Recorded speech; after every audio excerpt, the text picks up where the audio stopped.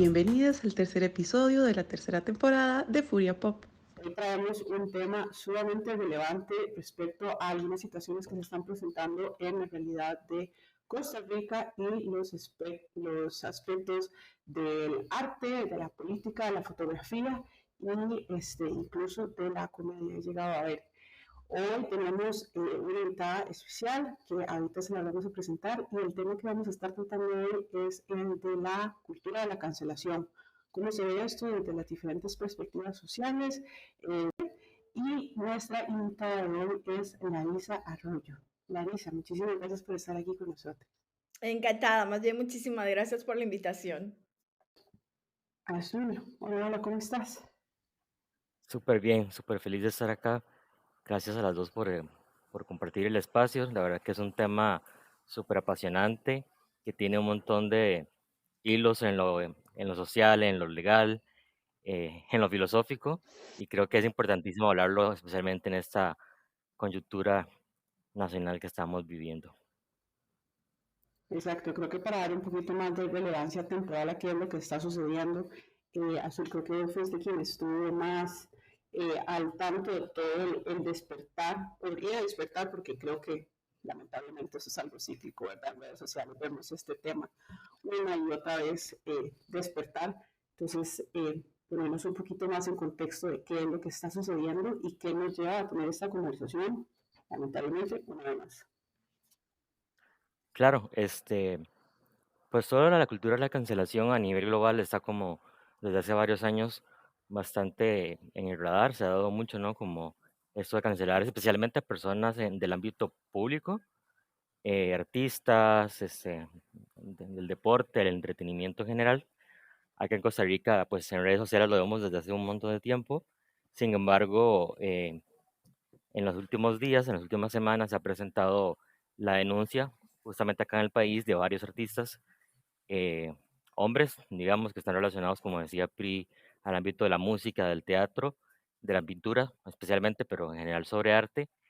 Y pues bueno, eso también ha suscitado nuevamente preguntas como eh, a qué nos referimos con cultura de la cancelación, qué tiene que ver esto con la justicia real, con la rendición de cuentas, y también cuáles son los aspectos legales que esto tiene en cuenta, ¿verdad? Porque naturalmente cuando se hacen ese tipo de cosas pueden ocurrir también como aspectos legales y que es una de las principales razones por las cuales Lari, que tiene un montón que aportar más allá de lo legal, pero también especialmente lo legal, está por acá acompañándonos. Entonces, si les parece, podemos ir como entrando en tema. Lari, ¿cómo ves vos el panorama respecto a lo que está pasando, a la cultura de la cancelación en general y puntualmente a lo que está pasando en este momento en Costa Rica con estas denuncias públicas? Bueno, yo quisiera empezar tal vez con un lado positivo y creo que justamente la cultura de la cancelación nos indica un cambio sociocultural muy marcado y muy diferenciado de las últimas décadas, ¿verdad?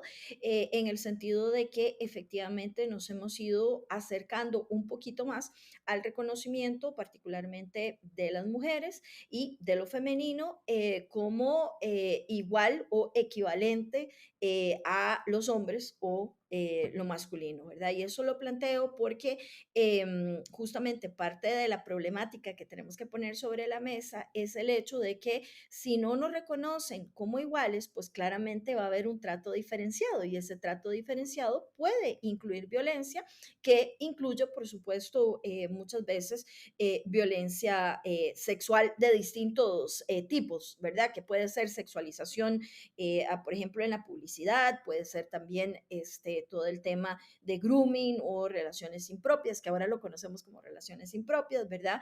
O, por ejemplo, violaciones dentro de las relaciones, ¿verdad? De las relaciones formales, ya sea matrimonio, noviazgo y demás. Eso nada más para poner un ejemplo. Pero ¿por qué digo que quisiera empezar con la parte buena? Bueno, porque significa que la cultura de la cancelación demuestra que ha habido un cambio a nivel, digamos, social, mental, individual, social, colectivo, ¿verdad? En el sentido de que podemos decir, hey, esta conducta está mal, esta conducta es inaceptable. Puede ser que no sea delito, ¿verdad? Puede puede serlo o no, pero independientemente de que no sea delito, ya ahora lo vemos como algo negativo. Y eso me parece absolutamente apasionante, ¿verdad? Porque nos da esperanza de que sí podemos avanzar hacia ese mundo que imaginamos que es un mundo, pues, más justo, más igualitario, ¿verdad? Y en esa línea, ¿verdad? Te pasaría más bien la palabra para que podamos seguir conversando. Es sumamente importante rescatar que como colectivo y como sociedad vamos detectando más y más estas ocasiones en las que los comportamientos y las situaciones no son adecuadas. Ya sea que estén tipificadas o contempladas como un delito o como un acto sancionable, cada vez las vamos identificando más y vamos alzando la voz para denunciar que esto no es aceptable. Y esto nos hace una llamada a la acción colectiva para empezar a decir lo que está haciendo fulanito, fulanita, fulanite, no es algo que se alinee con los principios sobre los cuales la sociedad nueva que estamos creando se está fundamentando. Y eso es sumamente importante porque nos da pie para seguir cuestionando todos los modelos sociales, los modelos legales y entender que muchos de estos procesos en realidad no favorecen a las víctimas. Bueno, yo lo que diría es que definitivamente tenemos que hablar de roles y estereotipos de género, ¿verdad? Y entonces asumimos en esta sociedad que es normal que los hombres sean depredadores. ¿Verdad? Que es normal que si una mujer, y lo entrecomillo, se les pone, ¿verdad? Con una expresión muy tica, pues entonces ellos no van a tener reparo porque no tienen control, porque no tienen por qué tener responsabilidad y usualmente las víctimas son las culpables, son las que se visten de una forma, se comportan de una forma, no importa si son menores de edad, no importa si no tienen, digamos, la misma capacidad para poder tomar decisiones, igual son culpables, ¿verdad? Y en ese sentido, yo creo que volvemos a lo mismo, o sea, si bien es cierto, hemos tenido un cambio, es todavía inaceptable. Yo no sé por qué me lo hago, ¿verdad? Pero leo los comentarios en los posts, en redes sociales y demás, y porque realmente es muy interesante, ¿verdad? Cómo de alguna manera sobreponen el principio de inocencia, que sin duda alguna es fundamental en términos de derecho, ¿verdad? Por encima de la posibilidad de que sea cierto, a pesar de que las estadísticas, y les invito a que vean, que googleen Observatorio de Género, Poder Judicial, y que vean cómo el género sí marca la posibilidad de ser victimario o de ser víctima. ¿Por qué? Porque incluso en el tema de delitos sexuales, ¿verdad? Usualmente el victimario es hombre y usualmente las victimarias son mujeres, ¿verdad? Ahora, no estoy diciendo, y porque siempre es, no todos, ¿verdad? Sí, ya sé, eso no es lo que estoy diciendo. Lo que estoy diciendo es que hay un problema a nivel de cultura en donde asociamos algunas cosas, algunas características a los hombres y algunas características a las mujeres. Y en esa binariedad, ¿verdad? O sea, no voy a entrar ni siquiera en el tema de diversidades sexogenéricas, ¿verdad? Sino en ese binarismo total, hombre así cuadrado, ¿verdad? Y mujer cuadrado también así tal cual. Entonces, ¿qué es lo que pasa? Bueno, que justamente dentro de esos roles y estereotipos está también el hecho de que las mujeres son malvadas, aprovechadas y que esto tiene que ver con la misoginia, ¿verdad? Y que de alguna manera, si alguna se manda a decir una denuncia, sobre todo a nivel de violencia sexual, es porque quiere hacer daño. No porque las estadísticas nos dicen que, para no decir todas las mujeres hemos sido víctimas de violencia sexual en algún momento de nuestras vidas o más bien de manera reiterada, que puede ser desde acoso sexual callejero, hostigamiento sexual laboral, pero también, por ejemplo, abusos sexuales cuando se es menor de edad, ¿verdad? E incluso con la misma pareja.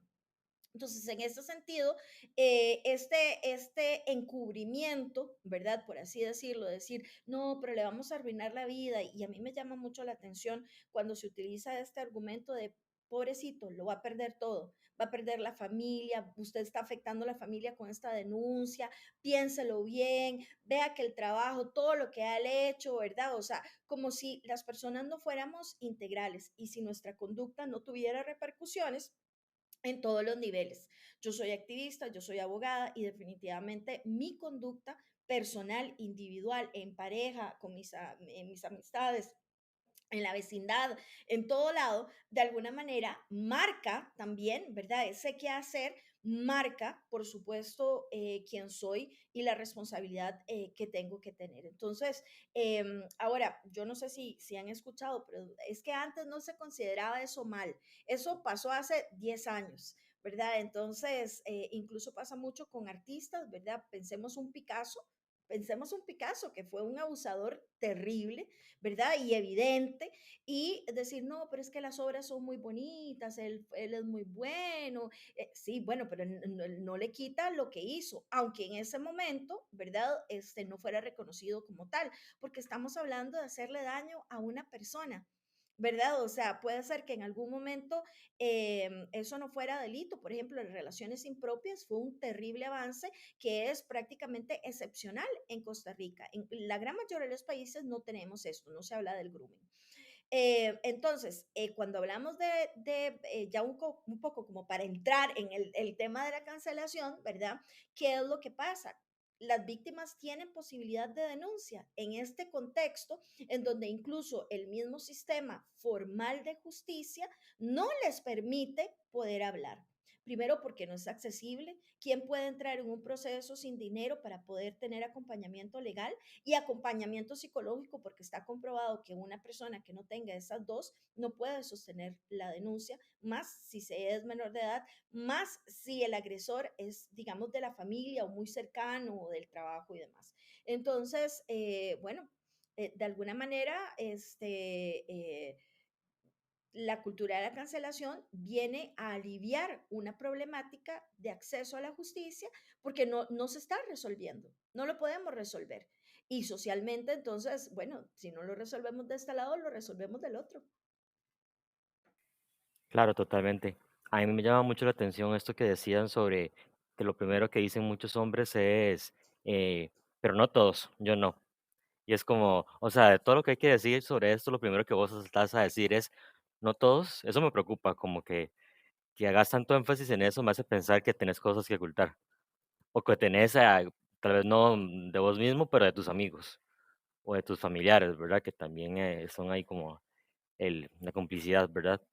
Y luego también con ese tema de lo legal, sí como que saltan algunas preocupaciones, ¿verdad? Porque si bien efectivamente no todas las personas tienen acceso como a llevar un proceso legal y demás, antes, Dari, que hablábamos eh, para cuadrar esto, hablábamos un poco sobre cuáles implicaciones legales podría tener que una persona haga una denuncia pública, ¿verdad? Porque efectivamente no está pasando por la parte, digamos que formal, por las razones que ya dijimos, o sea, realmente las personas están haciendo justicia de alguna forma a través de las redes sociales y demás, pero ¿qué podría ocurrir? Digamos, ¿qué repercusiones podría tener esto, tanto para la persona a la que está siendo acusada, como para la persona que está como acusando estos delitos, digamos?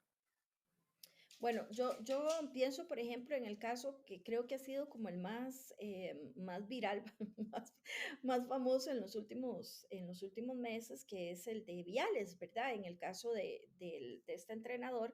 Pero, ¿por qué lo pongo así? Bueno, porque yo creo que incluso de alguna manera la presión social, ¿verdad? Hizo que la víctima, Jenny, interpusiera la denuncia. Yo no estoy tan segura que ella lo hubiera querido interponer sabiendo todo lo que hay detrás de eso, ¿verdad? El costo emocional, económico, el desgaste, es una cosa terrible, ¿verdad?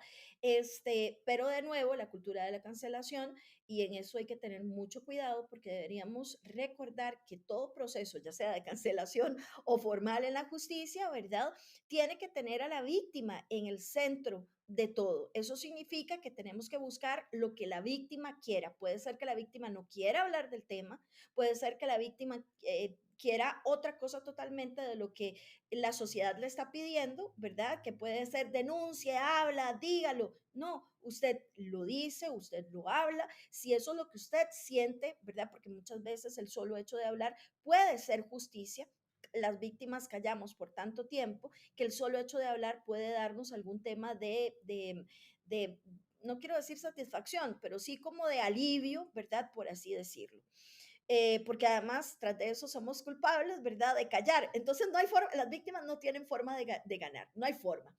Y en ese sentido, ¿verdad? Sí creo que yo como abogada les digo una cosa, me siento muy en una contradicción muy grande porque cuando me han venido a consultar sobre el tema de quemémoslo en línea, yo sí les digo, tengan cuidado, háganlo, yo no puedo hacer nada, ¿verdad? Para que ustedes no lo hagan, pero al menos sepan los riesgos que van a correr, ¿verdad? Porque ¿qué es lo que pasa? Un poco la cultura de la cancelación viene de la mano con tomar la justicia en mano propia. Y eso significa que también hay riesgos, ¿verdad? Y no riesgos solo para el que está siendo acusado, sino riesgos para las que denuncian, ¿verdad?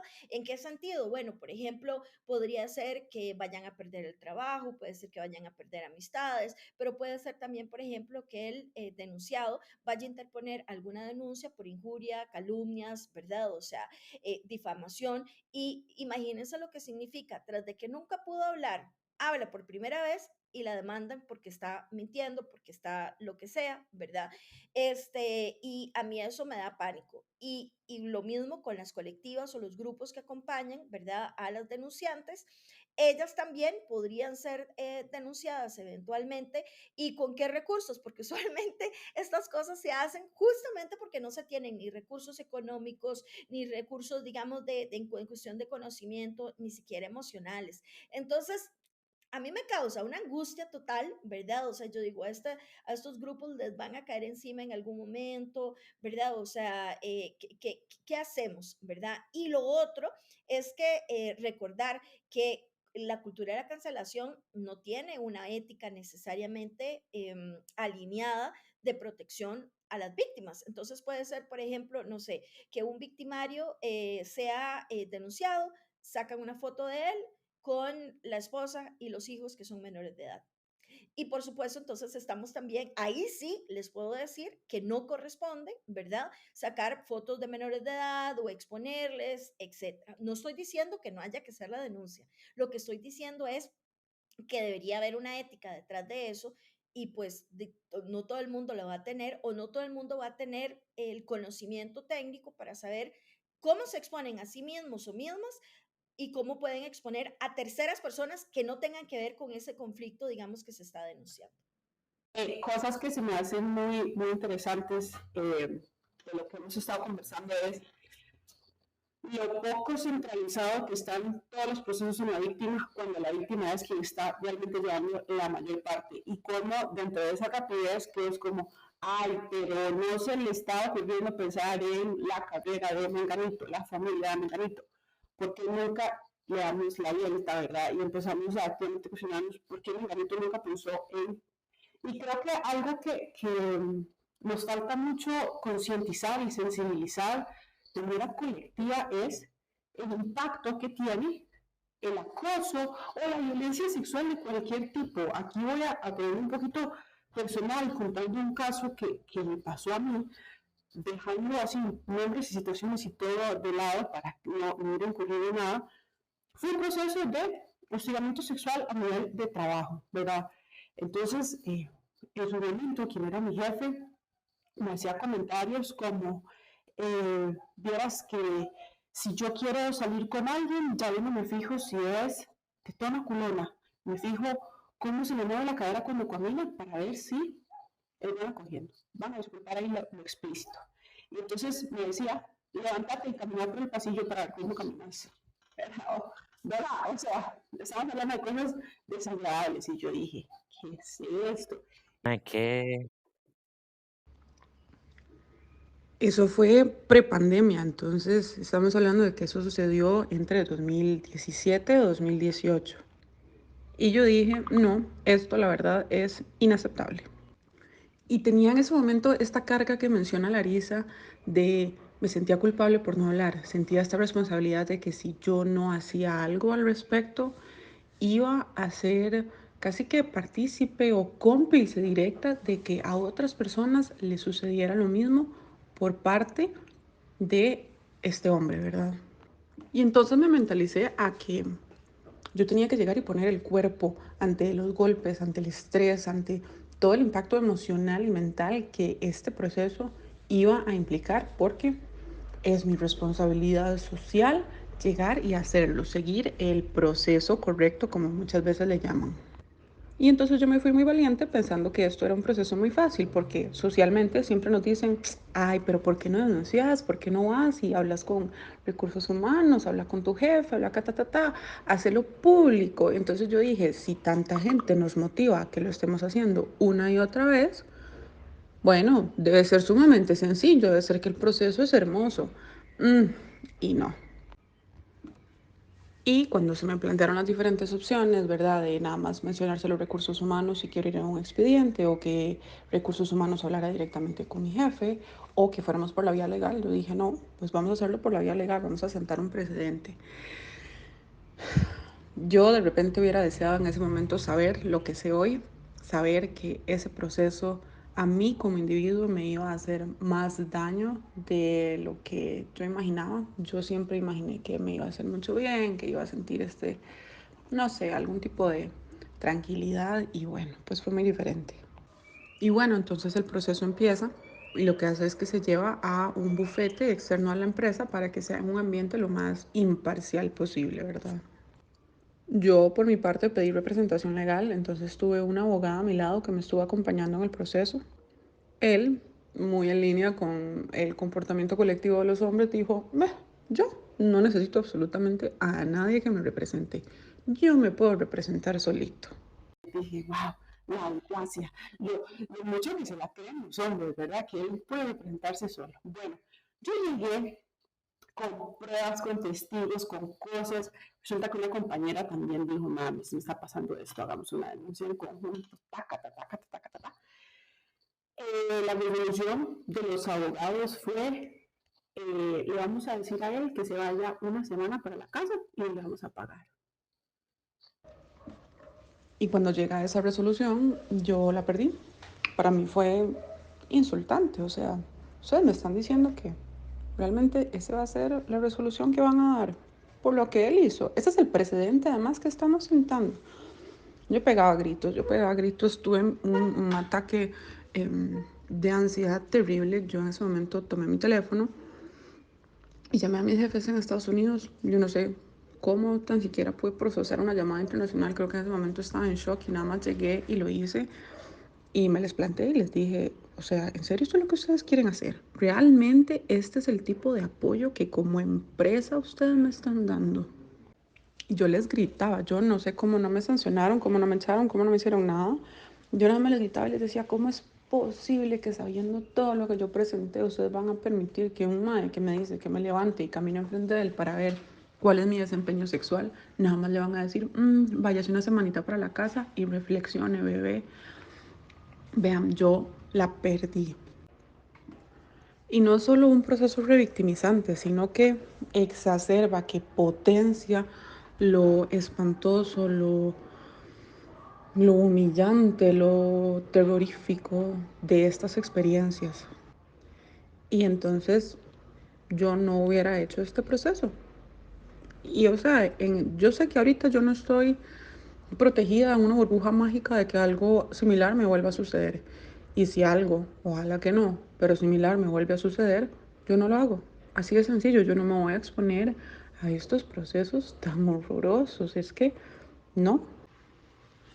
Yo, dentro de todas las evidencias que se presentaron en este proceso, yo tuve acceso a ver cómo un compañero le mandó por el sistema este de mensajería de la empresa y un chatcito que le decía, Mae, pele el ojo porque lo van a denunciar, y usted sabe cómo es entre nosotros, nos cuidamos.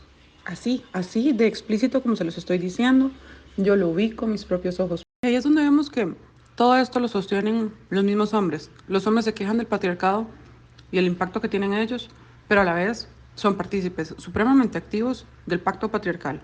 Y ellos mismos sostienen y propician que todo eso esté. Y hasta que no llegue un colectivo de maes que digan, se acabó, y entre ellos mismos empiecen a votar estos pilares que sostienen el patriarcado, para nosotras va a ser extremadamente difícil hacerlo desde acá. Entonces, también esa falta totalmente intencional de los hombres de ponerse y decir, sí, no, tengo que reconocer que esto está sucediendo, en vez de decir, no, yo no sería capaz. Yo no ando ligándome a chiquitas de 15 años, no como esos.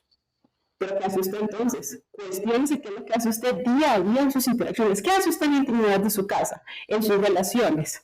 No quieren admitir porque jamás eso es el otro allá. Ojalá ya entren más, ¿verdad?, capas de discriminación, de ojalá que yo pueda decir que aquel, el pobre, el inmigrante, el que vive en aquel barrio, el que no se parece a mí. De hecho, es súper interesante esto que vos decís y de hecho estoy tratando de escribir un libro que justamente se llame Los hombres que amamos, porque los agresores son los hombres que amamos. No es el entrecomillado, ¿verdad? El viejillo del Zacatal, ¿verdad? O sea, el que pasaba recogiendo basura y sé que suena clasista, pero ese era el discurso que nos vendían, ¿verdad? Era el tipo del potrero, era, o sea, era alguien que era ajeno digamos, al núcleo social, ¿verdad? Y lo cierto es que las estadísticas nos demuestran todo lo contrario. Las estadísticas nos demuestran que los agresores son los hombres que amamos. Es mi papá, es mi hermano, es mi novio, es mi hijo, es mi mejor amigo, es mi colega, es mi jefe. Y hasta que no lleguemos a entender eso, ¿verdad? Y aquí quiero ser muy enfática, no es el hecho de decir hombres malos, mujeres buenas, esa no es la discusión. Estamos hablando de conductas que vienen justamente derivadas de ideas, de sesgos, de roles y estereotipos que vienen de hace muchísimos años, ¿verdad? Décadas, siglos, ¿verdad? Y que definitivamente lo que tenemos que cambiar es el sistema, ¿verdad? Lo que tenemos que cambiar es el sistema. Y aquí quiero regresar a lo que vos dijiste, ¿verdad? Porque cuando hablamos de justicia, la justicia no necesariamente es lo que viene como una penalización o como una pena o como un castigo, sino que también justicia viene de la prevención. Y entonces nos enfrentamos a un país, pero en realidad el mundo está así, en donde hablar de género, en donde hablar de violencia basada en género es malo, ¿verdad? Es algo que no está bien. Tenemos que seguir en el sistema en el que siempre hemos estado, porque hombres y mujeres no somos iguales, somos complementarios, ¿verdad? O sea, Diría y Shakira. ese discurso lo que hace es exactamente, sí, exactamente. O sea, la lobo, ¿verdad? Nos salió con esta cuestión que toma por sorpresa, pero al mismo tiempo no, porque entonces nos damos cuenta que hemos hecho algunos avances y al mismo tiempo seguimos con las mismas cosas. Es como las mujeres podemos hacer de todo, pero tenemos que seguir sosteniéndonos aquí. Y volviendo al tema de justicia, pues justamente cómo podemos decir, esperar que las víctimas denuncien cuando el costo de denunciar algunas veces incluso es mayor a los hechos que se están denunciando. Entonces, ¿para qué voy a querer yo denunciar? ¿Para qué, entre comillas, voy a querer buscar justicia si al final me voy a revictimizar, me voy a sentir peor? O sea, honestamente, y a mí me ha pasado teniendo las herramientas que tengo y decir, ¿sabe qué? Lo voy a dejar pasar porque no tengo energía, no tengo ánimo, no tengo plata para poder poner la denuncia, que sí es cierto, va a ayudar a otras mujeres, ¿verdad? Pero no puedo, simplemente no está en mí. Entonces, el tema de prevención a través del cambio social debería ser un elemento determinante incluso cuando se hacen las denuncias y se tiene algún tipo de resolución. Pero usualmente no es así, es como malo, malo, como decía Pri, ¿verdad? Malo, malo, pero ahí queda porque es un caso excepcional y no se considera que es una cuestión estructural. Entonces, al final, una termina siendo la loca, la majadera, la necia, la rara, la que no se metan con ella porque vea lo que pasó, ¿verdad? Cuando en realidad no hay ningún sistema de protección, ¿verdad? Y volvemos a lo que hablábamos, pero si usted no pone la denuncia es que está mintiendo.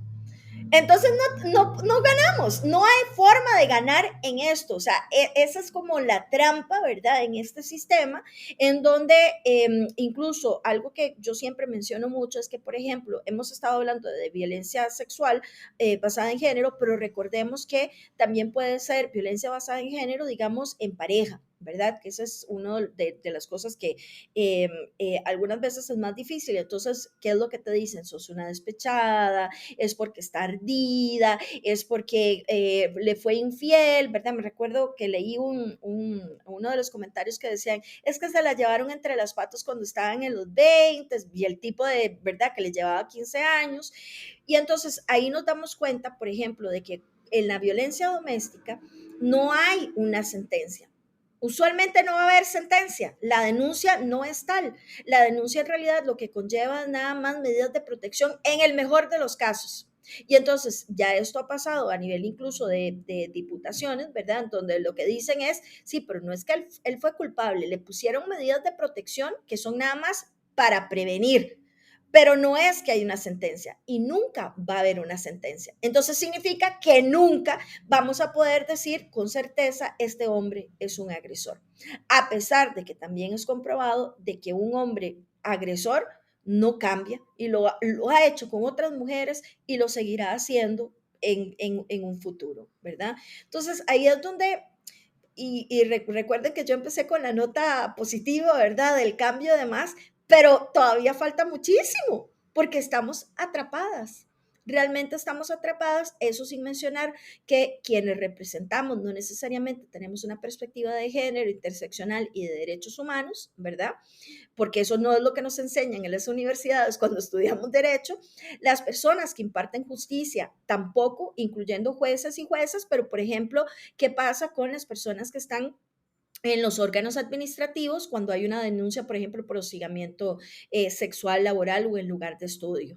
Hay gente que tampoco tiene eso. Entonces, vuelvo a lo mismo. O sea, aquí no podemos dejar el lado de la justicia, pero tampoco lo podemos dejar en cuestión de prevención de la violencia y cambio de roles y estereotipos en un mundo lo que nos dice, no, somos complementarios, no somos iguales y no se muevan más, dejen de estar pidiendo igualdad. Sí, muy fuerte. Ahí también rescatar que de alguna forma las redes sociales llegaron como a poner, digamos, como a horizontalizar las voces, quizás no tanto, pero antes, digamos, solo se podía como la vía legal o lo que me parece que las mujeres siempre han hecho, que es como entre ellas mismas comentarse como en el barrio, ¿verdad? Como entonces se decía como, es que aquel tipo del barrio hace esto, ¿verdad? Como ahora ha cambiado, ahora tenemos esas plataformas digitales en las que todas las personas, o la mayoría, no todas, tenemos acceso y se pueden dar esas denuncias. Y cuando ustedes hablan de que hay repercusiones, también para la víctima, cuando se hace la denuncia, eso aplica también para cuando se hace de forma informal en las redes sociales, ¿verdad? Especialmente si estás poniendo tu nombre, ¿verdad? Porque entonces te van a llegar un montón de comentarios, te pueden acosar cibernéticamente un montón, te pueden llegar mensajes, eh, si haces una publicación, ahí te van a comentar, te la van a compartir, le van a tomar un screenshot, se lo van a pasar a esa es la vieja loca que está denunciando y demás, ¿verdad? Entonces siempre va a haber como también un montón de repercusiones para la víctima, ¿no? Creo que definitivamente tenemos que considerar, ¿verdad? Que además esos son crímenes de odio, ¿verdad? Y esto, ¿por qué lo pongo así? Porque recordemos que los crímenes de odio tienen adicionalmente al objetivo de dañar a la víctima, a esa víctima, digamos, individualizada, también enviar un mensaje a la población o al grupo al que pertenece la víctima.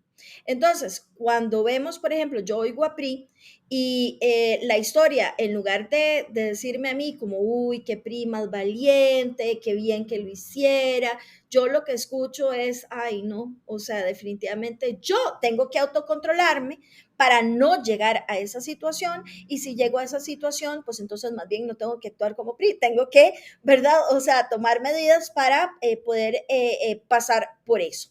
Y entonces nos damos cuenta en las denuncias, digamos, y una de las cosas que quiero posicionar es que las víctimas no son solo, digamos, ese individuo preciso, específico, ¿verdad? Sino son las personas que quieren a esta víctima, ¿verdad? Su círculo cercano y también el resto de mujeres, ¿verdad? Entonces, todas las denuncias que hemos estado viendo, por ejemplo, sobre todo, puede ser en contra de menores de edad, pero quiero ser muy enfática de que no podemos quedarnos en las menores de edad. En las menores de edad tiene, digamos, un elemento que agrava la situación, pero eso no significa que las situaciones de violencia en pareja o situaciones de violencia sexual en contra de mayores de edad no son igual de importantes. ¿Verdad? No, y eso a mí me aterra, ¿verdad? Porque es como, ay, si es menor de edad, no se discute. Ah, no, entonces las que son mayores de edad, sí, o sea, ¿qué es lo que usted me está diciendo? ¿Verdad? Cuando sabemos, por ejemplo, que además es reiterado. Los discursos y la forma, recuerdo, por ejemplo, en uno de los casos expuestos, ¿verdad? Lo entrevistaban y le preguntaban sobre déjenme acordarme, como cómo las mujeres se vestían.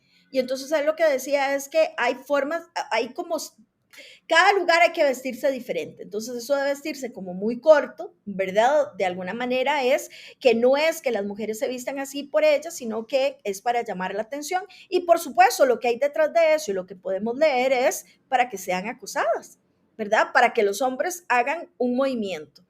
Y entonces cuando uno lee eso, y además lo dijo con tanta naturalidad en un medio de comunicación, ¿verdad?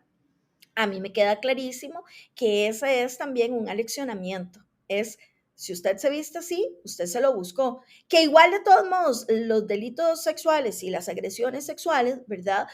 Nada tiene que ver ni con edad, ni cómo nos vemos, ni ninguna otra característica o situación, ¿verdad? Cualquiera puede pasar por eso. Entonces, realmente para mí la preocupación, insisto, tiene que ver con la cultura de la cancelación como una forma de rebelión, de búsqueda de justicia, pero que tal vez también pueda exponer a las víctimas, ¿verdad? Y a sus círculos de acompañamiento a agresiones que pueden ser muchísimo mayores, ¿verdad? Porque entonces es como que todo el mundo puede juzgar. Si yo pongo la denuncia la hacen pública, eventualmente van a haber comentarios como, es que yo la conocí y era una tal por cual, yo la conocí y era esto, ah, no, pero es que ella no debió haber hecho eso y más. O sea, estoy expuesta a un juicio público porque la cultura de la cancelación al final nos lleva a lo mismo, solo que es digamos, un sistema de justicia paralelo, donde además no hay reglas y las reglas las puede poner cualquier persona. Entonces, aunque considero que la cultura de la cancelación es necesaria y que es una manifestación, digamos, de una problemática sociocultural, estructural, histórica y sistémica, ¿verdad? De alguna manera también es un problema. Y es un problema que tenemos que resolver. Y sí, es complejo y sí, es contradictorio. Exactamente. Ahí es donde tenemos que empezar a trabajar. Aquí les quiero dejar una recomendación de un video que estoy viendo y Azul también lo estoy viendo. Es un TED Talk de Sonia Bennett Taylor. Muy interesante. Abarca cuál es la respuesta fisiológica cuando nos llaman la atención acerca de algo que hicimos que violentó a otra persona. En el cerebro, la amígdala tira un montón de señales de alerta de no, tengo que afrontarme, tengo que ascender, tengo que defenderme. El video entra en muchísimos detalles de cortito, unos 20 minutos, se los recomiendo. Pero entonces, ¿cómo saber que la amígdala es una respuesta muy primitiva del cerebro? O sea, no primitiva en el sentido de que no hemos evolucionado, sino primitiva y básica del cerebro, muy instintiva.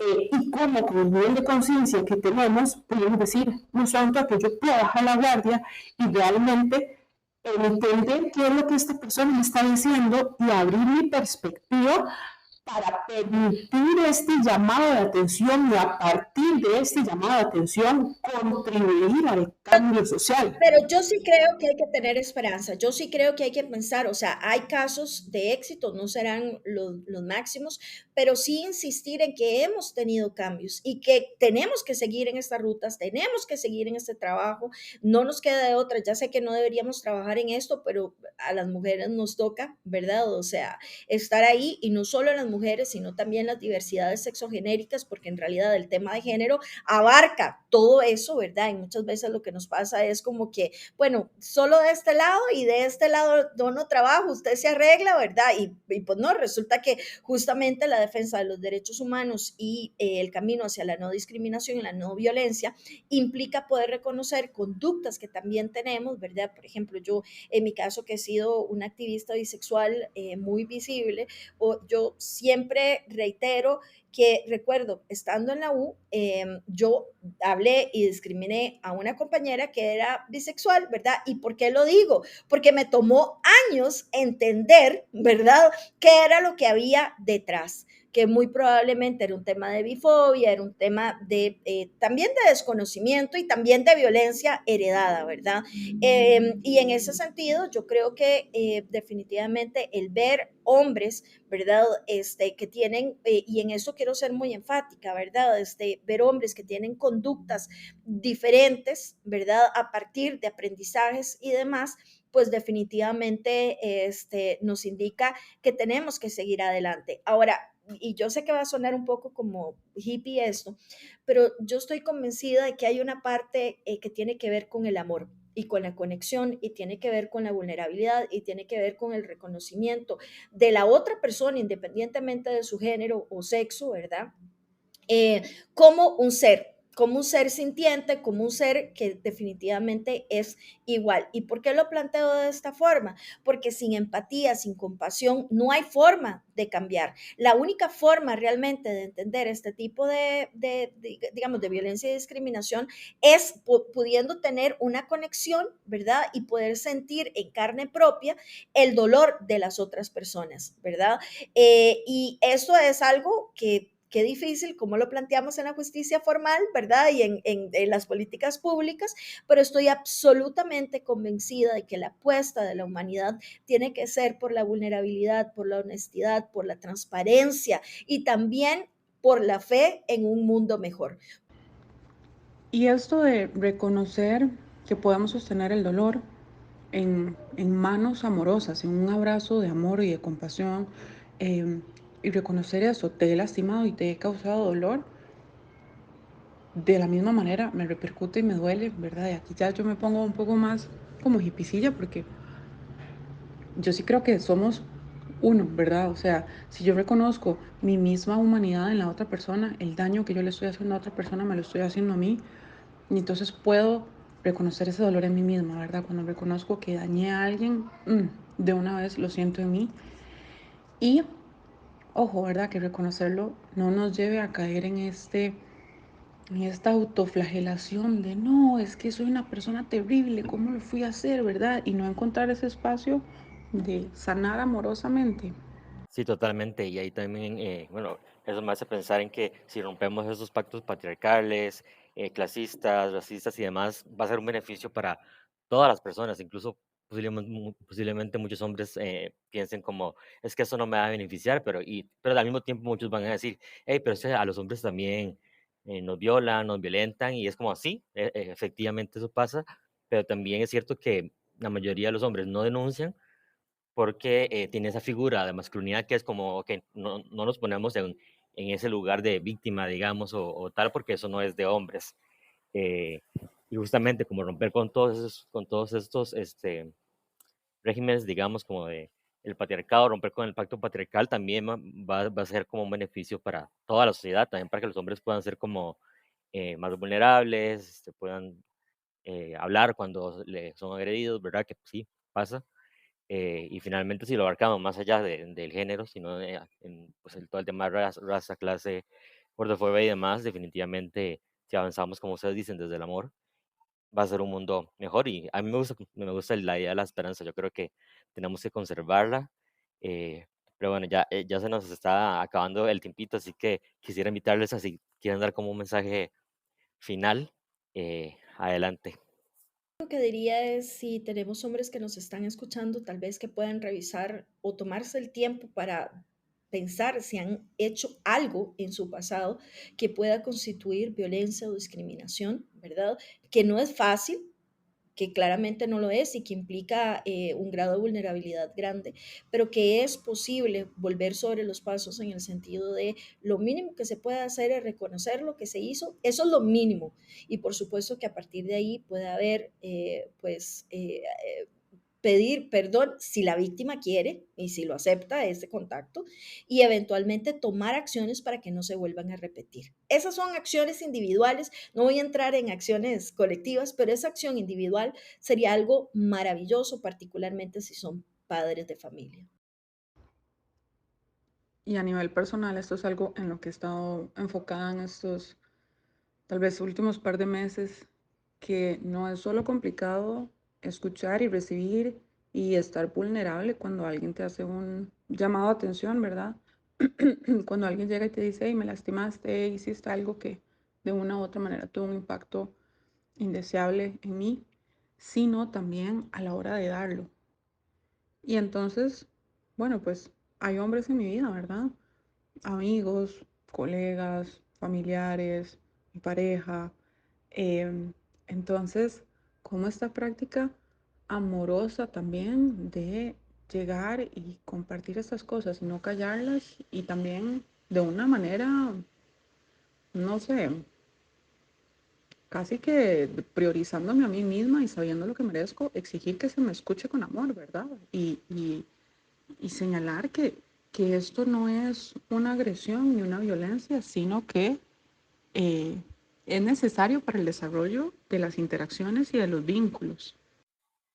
Muchas gracias. Siento que estas reflexiones finales abren como para un montón de discusiones más y de eso se trata, que podamos salir de aquí a tener un montón de discusiones más y también las personas que nos escuchan.